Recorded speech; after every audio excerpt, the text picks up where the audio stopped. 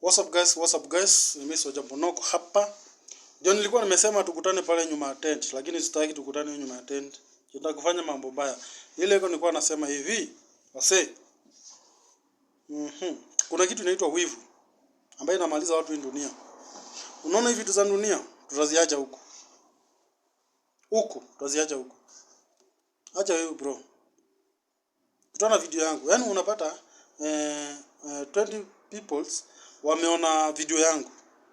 Hao watu 20 uwezo ukasubscribe, uwezo ukalike na ukashare.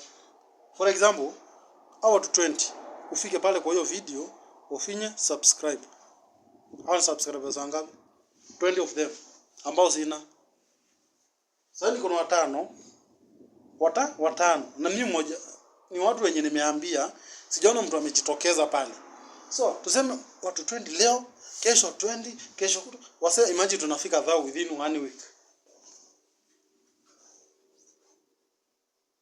Lakini juu unaona mimi nikiongea naongea vitu za upuzi, huwezi ukanilift. So unaenda pale kwa wale watu wana mtu wako na 10 millions, 7 millions, 400k subscribers, 50k unamsubscribea pale. Unaacha yule mtu pale chini wale wanaingia YouTube now. Please live by lifting others. Ipo siku bro, ipo siku utaamka hivi hata simu utakuwa nayo. Hautaitumia.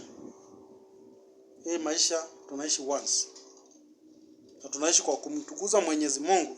Ingali tunaishi once. Tunaishi kwa ajili ya neema na kibali. Acha majivuno bro. Pesa ulizonazo ni zako. Kuna mtu anakuomba lakini ipo siku utaziacha huku duniani. Tuinuane. Sasa mnipe kitu, nimesema unisubscribe. Hiyo tu. Sitaki do. Ndangangana zangu mimi nitazipata. Nimesema uweze kunisubscribea. Period. Nice time.